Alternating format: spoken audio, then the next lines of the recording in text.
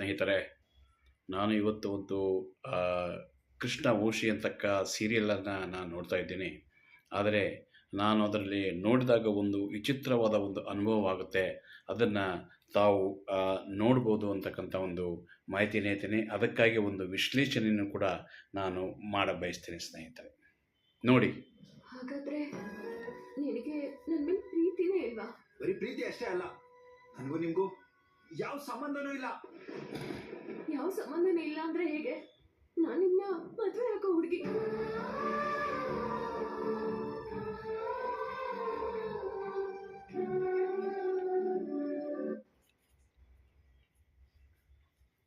ನೋಡಿ, ನೀವು ನೋಡಿದ್ರಲ್ಲ, ಈ ಒಂದು ಏನು ಸಂಬಂಧದ ಕುರಿತಾಗಿ ಏನು ಚರ್ಚೆ ಮಾಡ್ತಾ ಇದ್ದಾರೆ ಇಬ್ಬರು, ಕೃಷ್ಣ ಮತ್ತು ವಂಶಿಯವರು. ಅವರು ಬೇರೆ ಎಲ್ಲಿಯೋ ಹೋಗಿ ಇದನ್ನು ಮಾತಾಡ್ತಾ ಇಲ್ಲ. ತಮ್ಮ ಮನೆಯಲ್ಲಿ ಇದ್ದುಕೊಂಡು ಒಳ ಹೊರಾಂಗಣದಲ್ಲಿ ನಿಂತು, ಅದೇ ಬಿಲ್ಡಿಂಗ್ನಲ್ಲಿ ನಿಂತು ಇಷ್ಟು ಜೋರು ಜಾರಾಗಿ ಮಾತನಾಡುವುದಕ್ಕೆ ಒಂದು ವಿಚಾರವನ್ನು ಮಾಡಬೇಕಾಗತ್ತೆ. ಈ ಒಂದು ಸೀರಿಯಲನ್ನು ಮಾಡಿರ್ತಕ್ಕಂಥ ಏನು ನಿರ್ದೇಶಕರು ಮತ್ತು ಪ್ರೊಡ್ಯೂಸರ್ ಇರ್ತಾರ, ನಿಮಗೆ ಬುದ್ಧಿ ಇಲ್ವಾ ಅಂತಕ್ಕಂಥ ಒಂದು ಮಾತನ್ನು ಕೂಡ ನಾನು ಹೇಳ ಬಯಸ್ತೀನಿ. ಯಾಕೆಂತಂದರೆ, ಇಂಥ ಒಂದು ಗಂಭೀರವಾದ ವಿಚಾರಗಳನ್ನು ನಾವು ಮಾತನಾಡಬೇಕಾತಂದರೆ ಯಾವುದೋ ಒಂದು ದೇವಸ್ಥಾನಕ್ಕೂ ಅಥವಾ ಪಾರ್ಕಿಗೆ ಹೋಗಿ ನಾವು ಮಾತನಾಡಬೇಕಾಗುತ್ತೆ ಸ್ನೇಹಿತರೆ.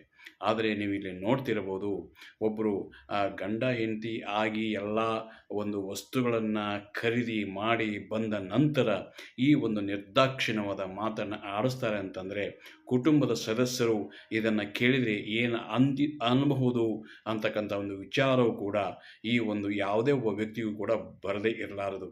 ಒಂದು ಕುಟುಂಬದಲ್ಲಿ ಒಂದು ಗೌಪ್ಯವಾದ ವಿಚಾರವನ್ನು ಮಾತನಾಡಬೇಕಾತಂದರೆ ದೂರ ಕುಟುಂಬವನ್ನು, ಮನೆಯನ್ನು ಬಿಟ್ಟು ದೂರ ಎಲ್ಲಿಯೂ ಹೋಗಿ ಮಾತನಾಡ್ತಕ್ಕಂಥ ಒಂದು ಪರಿಸ್ಥಿತಿಯು ಈಗಿದೆ. ಆದ್ದರಿಂದ ಈ ಒಂದು ವಿಚಾರದಲ್ಲಿ ಎಡವಟ್ಟನ್ನು ನಮ್ಮ ಈ ಒಂದು ಧಾರಾವಾಹಿ ಸೀರಿಯಲ್ನವರು ಮಾಡ್ತಾರೆ ಅಂತಕ್ಕಂಥ ಒಂದು ಮಾತನ್ನು ಹೇಳ ಬಯಸ್ತೀನಿ. ಈಗ ತಾವು ಮುಂದೆ ನೋಡ್ಬೋದು, ಅದರ ಕುರಿತು ನೋಡಿ. ಅದೇ ಬಿಲ್ಡಿಂಗ್ನಲ್ಲಿ ಏನು ಕಾಣ್ತಾ ಇದ್ದಾರೆ, ಇವರ ವಿರುದ್ಧ ಇವರ ಮದುವೆಯನ್ನು ನಿಂದಿರಿಸಬೇಕು ಅಂತಕ್ಕಂಥ ಕೃಷ್ಣವಂಶಿ ಸೀರಿಯಲ್ ಆಗಿರ್ತಕ್ಕಂಥ ನಿರ್ದೇಶಕರು ಏನಿದ್ದಾರೆ, ಅವರ ಒಂದು ವಿಚಾರವೇ ಬೇರೆ ಇರುತ್ತೆ. ಯಾಕೆಂದರೆ ಈ ಒಂದು ಗಂಡ ಹೆಂಡತಿ ಆಗತಕ್ಕಂಥ ವ್ಯಕ್ತಿಗಳ ಮಧ್ಯದ ಜಗಳ ಮತ್ತೊಬ್ಬರಿಗೆ ಕೇಳಿ ಅಂತಕ್ಕಂಥ ಒಂದು ಆ ವಿಚಾರವನ್ನು ಕೂಡ ಅವರು ಹೊಂದಿರ್ತಾರೆ. ಅಂದರೆ ಆ ಒಂದು ಕುಟುಂಬದಲ್ಲಿ, ಅವರ ಕುಟುಂಬದಲ್ಲಿ ಮಾಯಾ ಅಂತಕ್ಕಂಥ ಒಂದು ಮಹಿಳೆ ಏನಿರ್ತಾರೆ, ಅವ್ವ ಮಗಳು ಸೇರಿಕೊಂಡು ಇವರ ಒಂದು ಕುಟುಂಬಕ್ಕೆ ತೊಂದರೆ ಮಾಡಬೇಕನ್ನೋ ಒಂದು ಸಂಚನ್ನು ರೂಪಿಸಿರ್ತಾರೆ. ಅವರಿಗೆ ಈ ಮಾತು ಕೇಳಿ ಅವರಿಗೆ ಈ ವಿಷಯ ಮುಟ್ಲಿ ಅನ್ನೋ ಒಂದು ಏಕೈಕ ಉದ್ದೇಶದಿಂದ ಈ ಒಂದು ಸೀರಿಯಲ್ನ ನಿರ್ದೇಶಕರು ಮತ್ತು ಪ್ರೊಡ್ಯೂಸರ್ ಏನದಾರ, ಅವರು ಇವರಿಬ್ಬರ ಮಾತನ್ನು ಅಷ್ಟು ಜೋರಾಗಿ ಮಾತನಾಡಲಿಕ್ಕೆ ಒಂದು ಅವಕಾಶವನ್ನು ಮಾಡಿಕೊಟ್ಟಿರ್ತಾರೆ. ಆದ್ದರಿಂದ ನೀವು ನೋಡ್ಬೋದು, ಈ ಒಂದು ಸೀರಿಯಲ್ನಲ್ಲಿ ಆ ಮಾಯಾ ಎಲ್ಲಿಂದಲೂ ಬಂದು ಇವರಿಬ್ಬರು ಮಾತನಾಡುವುದನ್ನು ಹೇಗೆ ಕೇಳ್ತಾಳೆ ಅಂತಕ್ಕಂಥ ಒಂದು ಮಾತನ್ನು ಇಲ್ಲಿ ವಿಶ್ಲೇಷಣೆ ಮಾಡ ಬಯಸ್ತೇನೆ ಸ್ನೇಹಿತರೆ. ಯಾವ ಸಂಬಂಧನೇ ಇಲ್ಲ ಅಂದ್ರೆ ಹೇಗೆ? ನಾನಿನ್ನ ಮದುವೆ ಆಗೋ ಹುಡುಗಿ. ನೋಡಿ, ಮಾಯಾ ಹೇಗೆ ಯಾವ ರೀತಿಯಾಗಿ ಬಂದು ನಿರ್ದೇಶಕರು ಮಾಡ್ತಕ್ಕಂಥದ್ದು ತಪ್ಪಿದು. ಅವರ ಒಂದು ಅಷ್ಟು ದೂರಿರ್ತಕ್ಕಂಥ ಒಂದು ವ್ಯಕ್ತಿಗಳು ಮಾತನಾಡುವ ಶಬ್ದವನ್ನು ಕೇಳಲಿಕ್ಕೆ ಮಾಯಾ ತುದಿಗಾಲ ಮೇಲೆ ಬಂದು ನಿಂತಿರ್ತಾರೆ. ಕರೆಕ್ಟಾಗಿ ಹೇಳ್ತಾ ಇದ್ದೀನಿ, ಕೇಳಿಸ್ಕೊಳ್ಳಿ. ನನಗೂ ನಿಮಗೂ ಸೆಟ್ಟೇ ಆಗಲ್ಲ ಅಂತ ನೀವೇ ಮನೆಯವ್ರ ಹತ್ರ ಮಾತಾಡಿ ಹೆಂಗಾದ್ರೂ ಮಾಡಿ ಮದುವೆ ನಿಲ್ಲಿಸ್ಬಿಡಿ.